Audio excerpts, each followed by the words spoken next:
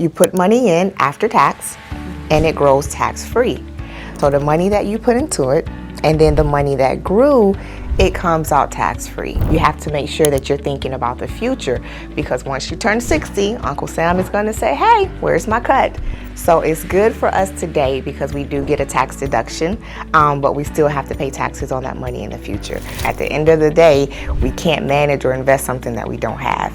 And so that mindset should just be pure growth. That you give me your money, let me hold on to it for a year, and I'll give you 3 to 5%. So when you're talking about $1 million investing in real estate and getting the money off the real estate every month, you can invest that in the stock market and also pull an income off of the stock market every month. So with that pretty much end goal, it really depends on how involved you want to be in the situation, because with the real estate, you're going to have to be a little bit more involved, right? Because now you're a landlord. I am unapologetic about spreading financial literacy to our Black women. Like unapologetic. Like I will tell anybody, that is my purpose in life, is to elevate the Black woman to a point where we are confident in what we're doing and we're leaving legacies. Welcome to the Unapologetically Molly podcast. I'm here with Selena Beasley, financial advisor. How are you doing today, Selena? I'm doing amazing. How are you? I'm well. Good. I would love for our audience to learn more about what you do and hopefully share some resources with them on how they can get started on their investments, as well as any baby steps that they take. Okay. Alrighty. So as she said, I'm Selena Beasley and I'm a financial advisor. So just to give a small disclaimer, because I am a licensed financial advisor, any kind of information that I give is just for educational purposes only. Do not take it as just like concrete gospel advice. Any advice, make sure that you contact a professional. We want some tips, some things on how to get started, right? So when I have these conversations with my clients, the first place that you really have to start with, what are you trying to accomplish? You have to start with your goals in mind, right? A lot of people, they want to do all the things. I want to invest. I want to buy real estate. I want to do all these things in order to build my wealth, but they don't create a clear roadmap because they don't set clear, concrete goals, right? And so that's the first thing that I would suggest anybody that's looking to start on a journey, a financial journey. Make sure you're setting those goals. What do you want to accomplish? Where do you want to be in the next 5 years? Where do you want to be in the next 10 years? Make sure that's super clear. And so once you have that defined, now we can figure out where we want to go. Right? So if we're sticking with investments and we're talking about investing, so there's a few things that you have to figure out and think about first before you figure out what investments you want to do, right? So one is time frame. Are we investing for retirement? Are you investing for something that's 2 to 3 years down the line, right? So again, it goes back to those goals, making sure that you understand what investments you're looking for. So I know when we were prepping before, you were talking about retirement, right? We were talking about the Roth IRA account. So you kind of want to start there? Yes, I think that's the most familiar accounts that will have is the accounts that they get through their job, whether they're like a 401k or a Roth. I guess you can explain better like what these accounts are and kind of how they can make the most out of them. Okay, so the ones that you get through your job, those are going to be your 401ks. So depending on the company, it could be a 401k, a 403b, a TSP if you work for the government. Those are all the pretty much similar accounts, right? And so the good thing about those accounts is they're automatic. You tell them how much of your check you want to put in, and without you thinking about it, they automatically take that out and they put it into the account, right? So those are the most common accounts. The thing about those accounts that you have to make sure that you're careful about and that you're thinking through is how they're taxed. So while they're good accounts and they're easy to get access to, a lot of time you're putting the money in pre-tax. And so you're saving on taxes today. But when you're thinking through true retirement planning, you have to think about the end as well. How is this money going to be taxed when I get ready to pull it out of my account? And so if you're putting the money in pre-tax, best believe when you get ready to pull the money out of the account, Uncle Sam is going to say, okay, now it's time for me to get my cut. So don't think that it's just, oh, I'm putting it in pre-tax and I'm not getting taxed on it. You will get taxed on those accounts when you're older, kind of when you sometimes don't want to pay the tax taxes, right? But that's when you get taxed on those accounts. Now, some employers are actually giving you the ability to use the Roth version of the 401k, meaning you can go ahead and pay taxes on the money, put the money in the account, and it grows tax-free. So that's the biggest benefit of the Roth account. It's my favorite retirement account just because of the tax treatment. So if you don't have access to like the Roth version of the 401k at your job, there is a Roth IRA account, and that's the account that we were talking about a little earlier. So and there's a few guidelines on the Roth IRA. If you make too much money, you can't contribute to the Roth IRA. So when you're trying to figure out what account you can contribute to, make sure that you're understanding the rules. But with the Roth IRA, just at a fundamental level, you put money in after tax and it grows tax-free. So when you get 59 and a half, that's when you can take the money out with no penalties. You take all of that money out tax-free. So the money that you put into it and then the money that grew, it comes out tax-free. The regular Roth don't pay taxes on right now. So yeah, you pay taxes on it today. The regular Roth. Yeah, both Roths. So the Roth, just in general, you pay taxes on the money right now, and then you invest that money, and then it grows tax-free. That's the beauty of it. Okay. Yes. Both of them. Yes, so the one that you get with your job, if they allow you to do a Roth version, and then the Roth IRA, both of those grow tax-free. Yes. Okay. Yeah. And then once it grows, you can take it out without taxes later. Yes. Okay. Yep. So one element of the Roth that I really like as well is the money that you put into the Roth, you can always take that back out without any penalties. So say if you have a Roth IRA and you put $500 in and it sat there and it grew to $1,000, right? And for whatever reason, you need some cash. You can always go in and take your $500 out without paying taxes or penalties. The $500 that grew is what you have to be careful about. You can't touch that until after you're 59 and a half with no taxes, without paying taxes on that money. So you can touch it if you need to before you're 60, but it's just what you put in. Okay. So that's a distinction that I like to make to people, because a lot of time retirement accounts, when you put money in, they penalize you for taking money back out. So with your 401k, if you take money out of your 401k, you have to pay a 10% penalty, even though it's your money. And they do that because they want to encourage you to keep the money in the account and use it for retirement. So that's what the 10% penalty is supposed to do, deter you a little bit. But with the Roth, you can take out what you put in with no penalty. That's another great thing about that account. Only what you put in. Only what grew. Yes, only what you put in. Yes. Tell me a little bit about when you meet with your clients and they have, they want to create a plan. What plan have you seen from the clients that are just beginning? They don't have much knowledge. They probably have, minimum funds to start with. What plan would you usually recommend for them? So with those, again, we try to figure out what they want to do, what they want to accomplish, but just a fundamental plan, that like a growth plan, I would call it. So first we have to start with the emergency fund. So before we even start thinking about investing, you have to make sure that you have an emergency fund. So I used to suggest 3 to 6 months of your living expenses inside of an account. But now, because of COVID, we saw that 3 months was not enough, right? Because COVID lasted a long time. So now I'm leaning more towards 6 to 9 months. So before we start thinking about investing, I want you to start saving money inside of an emergency fund. And the reason that is if you're investing money, you don't want to invest money that you potentially could have to pull out, right? Because if the markets are down and you pull that money out, now you've pulled it out at a loss. So make sure that you have a source of funds that's just in a savings account that you can go touch if you need to for emergency purposes only. So once we start building an emergency fund, then we start looking at investing. And so if we're talking about, okay, where should I invest? We go back to that list of goals. What are we trying to accomplish? But if we're talking about retirement, we'll look at what the job offers, right? And we'll at least invest up to the match, because some companies will give you money just for contributing to the 401k. So they'll say, if you put in 3%, we'll put in 3%. So I always recommend to people at least put in what your company matches. And then after that, depending on your situation, we can see where you need to put the rest of the money. So that's like a pretty foundational plan if you're really starting from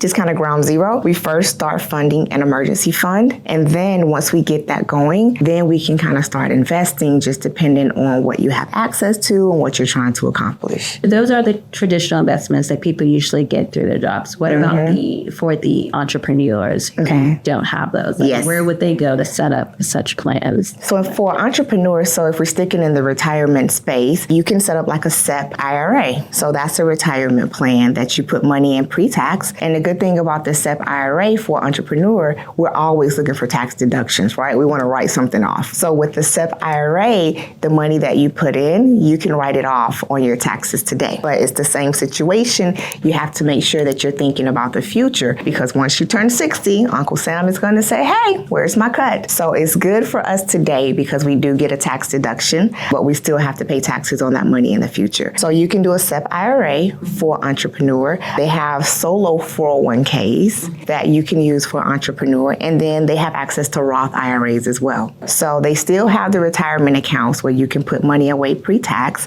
just like with a 401k at your job. You can set up, and a lot of people don't know this, you can set up the same type of retirement accounts that your job is setting up. You can do it yourself, and you just manage it yourself. And where are those? What are those institutions that they can? So any institution will have the solo 401ks and the SEP IRAs. So like the Vanguards or the Fidelities, so like any of the big brokerage accounts, you can go and set up the SEP IRAs with them, and you can definitely set up the Roth IRAs with them. Or if you have access to an advisor like myself, you can get an advisor to set up those accounts for you and manage the funds. Okay. So tell me a little bit about where your clients are usually in there when they come to you. Like, where's their mindset? Do they already have a lot of funds that they're like, hey, come and help me create a portfolio? Yep. Or are they kind of still trying to figure out what they need to do first? Okay.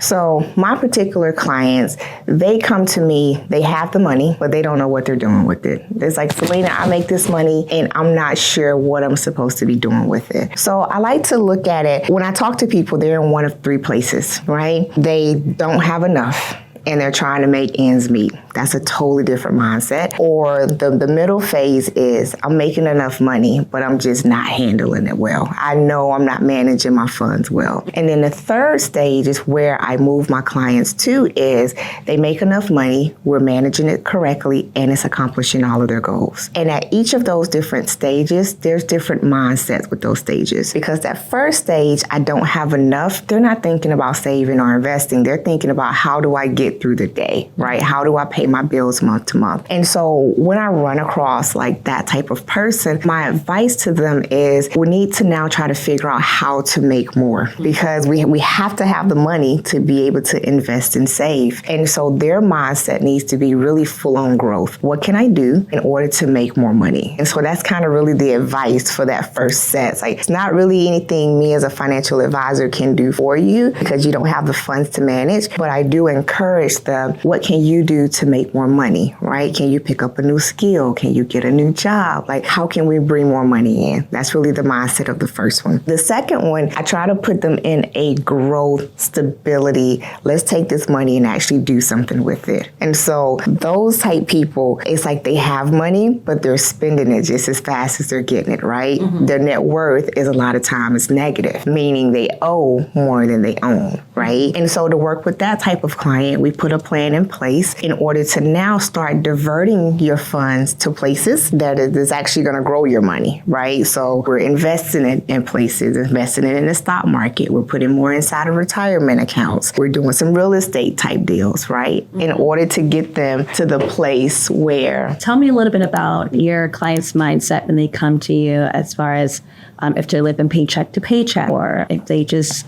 where do you put them if they're living paycheck to paycheck? How do you start them? Okay. So when I talk to a client, they're either in one of three places. So they are in that first, what I call phase. They're living paycheck to paycheck, right? So there's not a lot of room to save and invest. Honestly, the conversation or the advice that I'll give for somebody like that is, we got to figure out how to make more money. At the end of the day, we can't manage or invest something that we don't have. And so that mindset should just be pure growth. Like, how can I take myself from this place of not having enough to a place of where I have more than enough? That's where they have to get to. And so that's kind of that first stage, that paycheck to paycheck. So the second phase is where most of my clients, my personal clients, are. They have enough, they're making a lot of money, they just have no idea what to do with it. And so for somebody in that phase, the mindset is really stability, and let's focus on growing your assets. right? Taking the money that we're making. Yes, we have to live. I love to travel. I love to do all the things, but are we growing our net worth? Is our assets growing in the right direction, right? A lot of times they have money, but their net worth may be negative because they owe more than they own, right? And so we focus on growth strategies. Where are we putting our money? Where are we saving our money? How are we investing it? What are the different types of investments? A lot of people, they just kind of want to invest in the stock market because it's passive, it's easy. I put my money in the stock market and it grows without me thinking about it. If you want to be more of an active investor, you can look at things like real estate, right? Going out either buying properties and holding them and collecting rent or flipping, so there's different type of real estate investing. So those are the people that are kind of in that second category, the people that I work more so with. It's like, how do we grow your money that you have? And then that third phase is where I'm trying to get them. We are investing, we're saving, we have a list of goals, and we have the roadmap to accomplish those goals. So that's when you have somebody, when you ask them a financial question, they can answer. They have that confidence. They have that clarity of, I know where my money is going and I know what it's doing for me. So that's kind of the ultimate stage that I try to get my clients to. What are some long-term and short-term investments that you usually have for the client that, has the money and they're just looking for somewhere to put it? So both long and short term, of course, is the stock market, right? And it's really the stock market and real estate. They can both serve long term and short term purposes. When you're looking at the short term realm, we have to again think about taxes, because how long we hold an investment and sell it at the end of when we get rid of it is going to determine the tax treatment of that investment. So I will say the longer you hold an investment, the better you're taxed on it, because now we're looking at capital gains. So not to go too deep down the tax rabbit hole, but just the main point that I want to just get across to people is the longer you hold an investment, the better tax treatment you're going to get on it outside of retirement accounts. Those are going to be taxed at ordinary tax rates no matter how long you hold them. But just the examples, like I said, investing in the stock market, and honestly, real estate is the two main places that people invest, and then inside of businesses. So I have some clients that they buy into businesses, they buy into franchises, right? And you can invest that way. That's more of your longer term investment because you're investing in a business hoping that it grows. So those are really the three major places that people are really trying to invest to grow their money. So with the franchises, are they buying the franchises, or is there a certain platform where they buy a piece of the franchise and then they get that residual? Most time they're buying into the franchise. There could be that avenue out there where you buy a piece of the franchise. I don't know of those avenues yet. If they exist, that would be actually a great thing to be able to buy a piece of a franchise. So it could be out there. There's a lot of different investments and ways that people are investing that are popping up, because you have real estate investment groups, right? Where you can invest and you're not owning the property, but you're owning a piece of it with other people. So that's a way that people can get into it. So the same may exist with franchises. I'm just not aware of it. But most time it's people buying the real estate and doing Airbnbs. That's a big one that's out there now, right? Okay. So what do you say about like the banks that offer, say if you put so much money in, they'll percent right, or 5% back. Do you think those are a better investment than you maybe either doing the matching to the 401k or doing maybe, like a stock, like an index fund that may yield you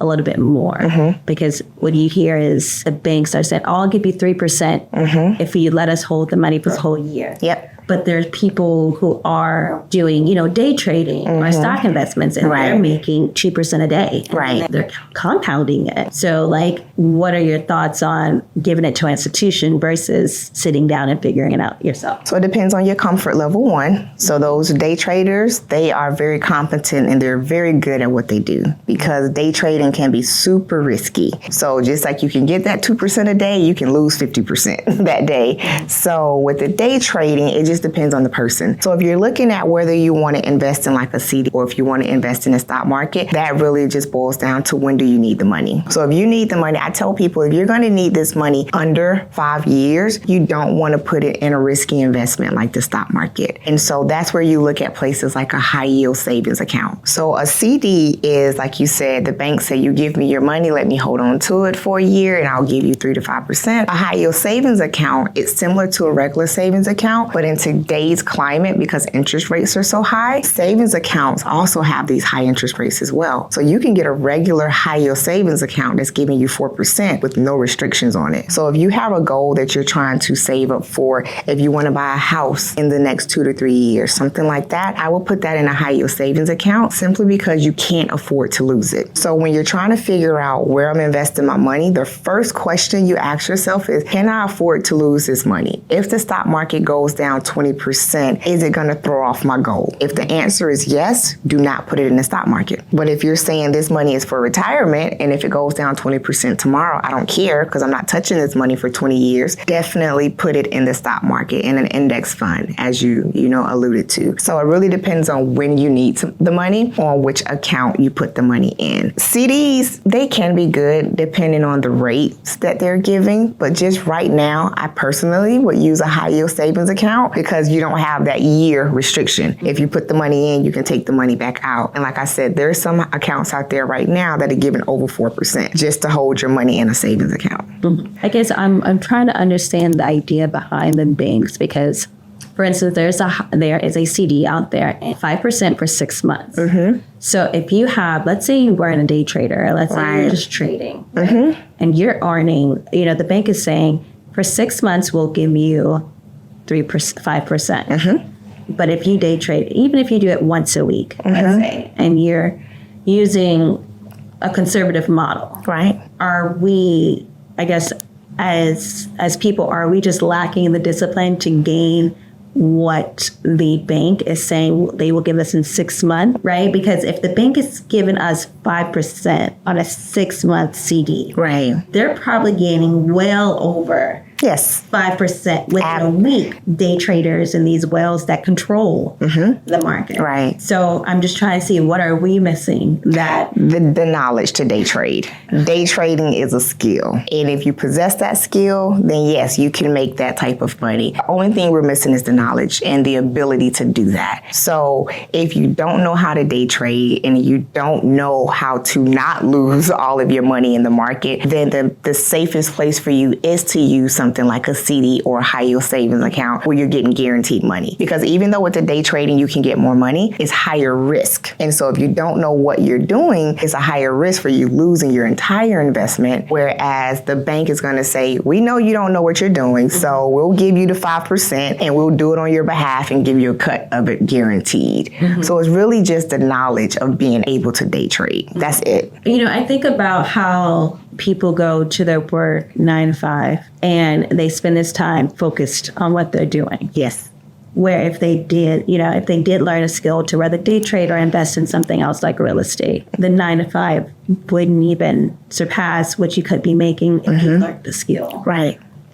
Even if you gained the 10% and lost 5% within a week, right? So you didn't know anything. You just, that's just my thoughts. But in any case, okay, so if I was a client and I said, hey, I have $1 million and I say I have 2 options. I have an option to go put it in real estate, maybe like a multifamily or a commercial multifamily, or put it in a stock investment. Which way would you turn me if my long-term goal was to have a steady, consistent cash flow as opposed to, something that may take years to build up? They both can give it to you. So that's the thing, yeah. So when you're talking about $1 million investing in real estate and getting the money off the real estate every month, you can invest that in the stock market and also pull an income off of the stock market every month. So with that pretty much end goal, it really depends on how involved you want to be in the situation. Because with the real estate, you're going to have to be a little bit more involved, right? Because now you're a landlord. With the stock market, it's pretty much like I'm putting my money in, give me something, either we're doing dividend stocks where that's going to pay me a dividend, a monthly income, or some type of income generating stock that I'm going to pull a monthly income off of. So from the income perspective, both works. It really just depends on how involved you want to be. And if you're trying to take this real estate and hold it for appreciation and then sell it in the future for something, right? So it goes back to the goal of the real estate. But if we're just talking about income, both will accomplish that goal. Tell us a little bit more about the dividend stocks. Yes. So there's a few different types of stocks. So you make money off of stocks a few different ways, right? So one, a dividend is a company will pay you to hold their stock. So they're saying pretty much, if you buy my stock, I'll give you, let's just say 5 cents for every stock you hold,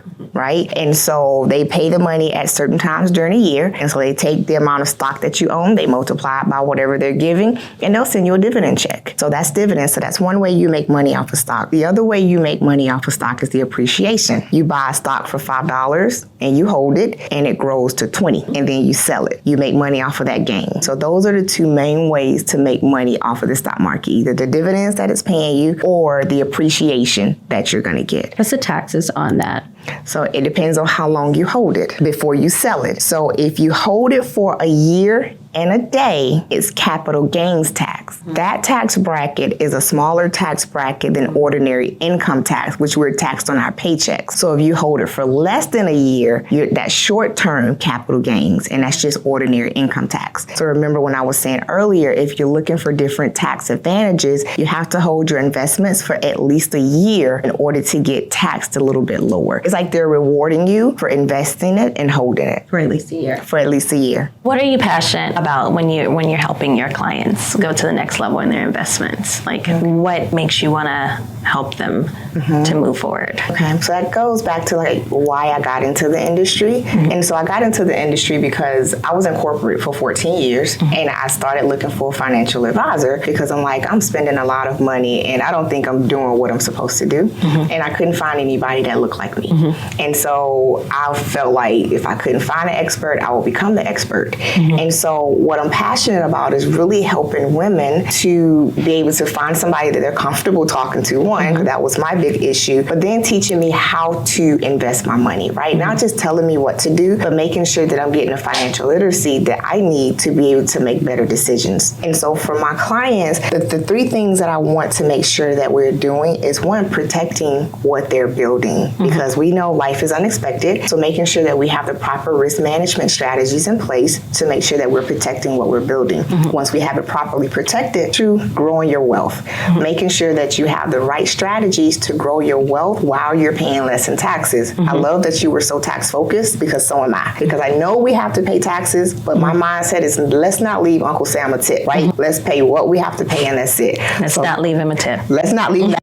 When I tell my clients, I'm like, okay, this strategy, we're not looking to leave Uncle Sam a tip. Just pay him what we owe him and try to lessen that as much as possible, right? So growing your wealth in the most tax efficient manner possible. And then three, the biggest thing for me is giving you that clarity and that confidence to know that you're making money, you're living life and you're having fun, but you're still doing what you're supposed to do in your financial life to make sure that your money is growing. So when you do get to retirement, you're going to be okay. Because a lot of women, when they get to retirement, they're not okay. The retirement crisis in the U.S. right now is growing because we're not focusing on retirement. So that's what I'm really passionate about, is helping women to take the money that they're making, because we're making it. Black women, we make a lot of money, but we're just not honing in and growing the money the way we should, right? So I'm super passionate about taking that group of women and taking them to the next level so we get that confidence to know that I can live life and do all the things while my money is growing and working for me. Okay, perfect. So when you were starting, you didn't feel confident, comfortable talking to like even a man about growing your wealth? Not really, because it was like the questions they were asking me, I felt like they were talking down to me. And it was like, why don't you know this already, right? Yeah. Because like you're making this money, like why don't you know this? That's kind of like the feeling that I got. Whether they were trying to give that was just, and I talked to a few and I kind of got that same feeling. And then some people was like, I don't make enough for you to talk to me. So then I ran into that, right? So you were getting rejected based on? I was rejected, based on the amount that I was making. I had a decent 6-figure salary,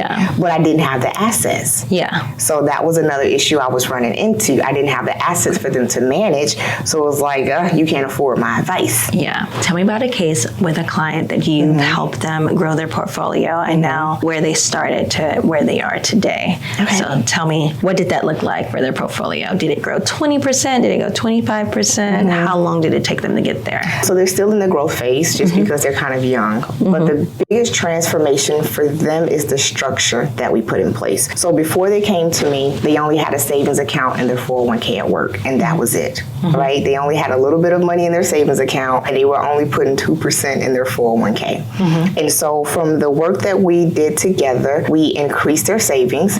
So now they have 6 months of their living expenses saved in a high yield savings account that's earning them over 4%. But then we diversify their investments.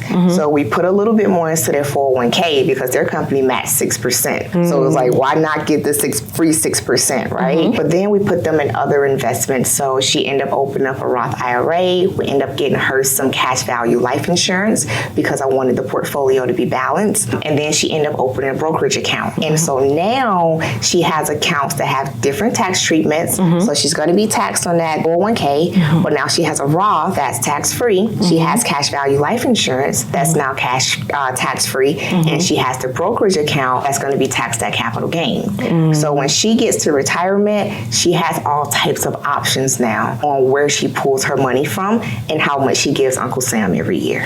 That's amazing. She's going to need a really good CPA to sort through all of that. Not really. It's The like way we set it up is really simple. That's the thing. It doesn't have to be complicated, especially for a W-2 employee. It doesn't have to be that complicated. Yeah. I love the fact that women can, come to you and speak comfortably with you and not fear that the lack of knowing. Right. Like you can kind of meet them where they are and then kind of give them the steps. So I really love that. Tell me, Selena, what are you unapologetic for? I am unapologetic about spreading financial literacy to our Black women. Like unapologetic. Like I will tell anybody that is my purpose in life, is to elevate the Black woman to a point where we are confident in what we're doing and we're leaving legacies that were never left before. So that's the one thing that I'll tell anybody. What are you working toward? I'm working toward elevating the Black woman so we can now get on the playing field where we should have been the entire time and be as confident as anybody in the room. I love that. I love that. Thank you. Well, thank you so much for sitting down and sharing with our viewers all of the information. If you guys would like to get in contact with Selena, we'll have all of her information below. Thank you for joining us. Again, thank you for joining Unapologetically Molly. Do not forget to live life intentionally, authentically, but most importantly, unapologetically.